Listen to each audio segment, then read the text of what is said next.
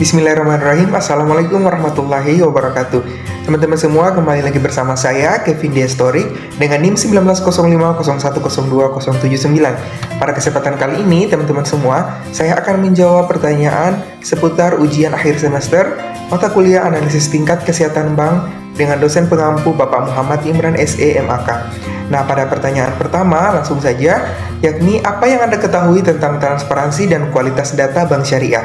Jadi, teman-teman semua perlu diketahui, yang pertama, transparansi. Transparansi adalah merupakan prinsip yang menjamin akses atau kebebasan yang menjamin semua orang memperoleh informasi tentang penyelenggaraan pemerintahan, yakni informasi tentang kebijakan, proses pembuatan dan juga pelaksanaannya, serta hasil-hasil yang dicapai. Sedangkan kualitas data adalah merupakan serangkaian tindakan yang menentukan apakah data dapat dipahami secara independen untuk dapat digunakan kembali. Nah, perlu diketahui juga teman-teman bahwasanya pentingnya transparansi keuangan, yakni yang pertama untuk meningkatkan kepercayaan. Kemudian yang kedua untuk meningkatkan pengawasan masyarakat, dan yang terakhir adalah warga berhak mendapatkan informasi dan hak untuk mengetahui.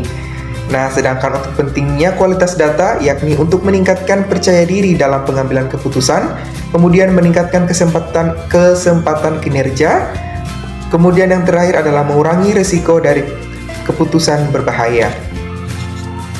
Nah, kemudian kita masuk pada pertanyaan kedua, di mana bunyi pertanyaan kedua adalah, menurut Anda, bagaimana tata cara penilaian tingkat kesehatan bank syariah dan unit usaha syariah secara individual maupun secara konsolidasi? Jadi, teman-teman semua, di mana tata cara penilaiannya itu menggunakan metode Camels, di mana metode Camels ini bertujuan untuk mengukur atau menilai kesehatan suatu entitas perbankan berdasarkan indikator keuangan yang menekankan pada 5 aspek, yaitu aspek permodalan, kualitas aset, manajemen, pendapatan, dan juga likuiditas. Kita masuk pada aspek permodalan atau kapital, di mana cara menghitungnya dengan rumus CAR sama dengan total modal diper dengan ATMR dikali 100%. Rasio ini mempresentasikan kemampuan bank menggunakan modalnya sendiri untuk menutup penurunan aktiva yang disebabkan oleh adanya kerugian-kerugian yang timbul atas penggunaan aktiva tersebut. Kemudian ada aspek kualitas aset atau aset, di mana komponen-komponen penilaian aset terdiri dari kualitas aktiva produktif, kemudian kecukupan kebijakan dan prosedur. Selanjutnya ada aspek kualitas manajemen, yakni kepatuhan bank terhadap ketentuan yang berlaku dan komitmen kepada Bank Indonesia atau pihak lainnya. Selanjutnya aspek rentabilitas. Nah, aspek rentabilitas ini kegunaannya adalah untuk mengukur tingkat efisiensi usaha dan juga profitabilitas yang dicapai oleh bank yang bersangkutan, yakni komponen-komponen penilaiannya terdiri dari pencapaian ROA, di mana rumusnya adalah ROA sama dengan EBIT diper dengan total aset dikali dengan 100%. Kemudian ROE sama dengan EAT diper dengan ekuitas dikali 100%. Dan yang terakhir adalah NIM sama dengan pendapatan bunga bersih diper dengan aktiva produktif dikali 100%. Dan juga yang terakhir adalah perkembangan laba operasional.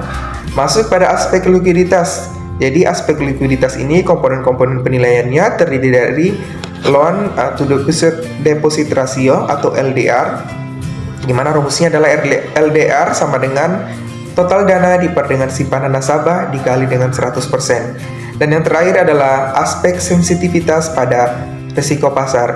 Jadi aspek sensitivitas pada risiko pasar ini digunakan untuk menutup risiko bank dibandingkan dengan besarnya risiko kerugian.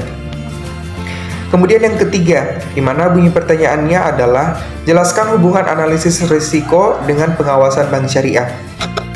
Jadi teman-teman semua, menurut saya hubungan analisis risiko dengan pengawasan bank syariah adalah pada saat pengawasan bank syariah itu berlangsung, termasuk pula pengaturannya, yakni mulai dari kondisi keuangan dan juga pemenuhan prinsip syariah. Di mana pada saat pengawasan dilakukan, tentunya pada kondisi keuangan, analisis risiko sangat perlu dilakukan untuk mengurangi risiko kerugian pada suatu bank sehingga kinerja keuangan atau kesehatan bank tersebut membaik. Nah, apabila analisis risiko tidak dibarengi dengan pengawasan, tentunya manajemen risiko hanyalah sebagai aturan tertulis atau wacana, sehingga risiko-risiko yang ada tidak dikendalikan dan tidak diketahui asalnya. Yang tentunya jika hal tersebut tidak diatasi, akan menyebabkan kebangkrutan perusahaan. Mungkin itu saja yang bisa saya sampaikan kepada teman-teman semua, dan juga yang bisa saya jawab pada ujian akhir semester mata kuliah analisis tingkat kesehatan bank di bawah dosen pengampu Bapak Muhammad Imran SE MAK. Lebih dan kurangnya mohon dimaafkan. Wabillahi taufiq walhidayah. Wassalamualaikum warahmatullahi wabarakatuh.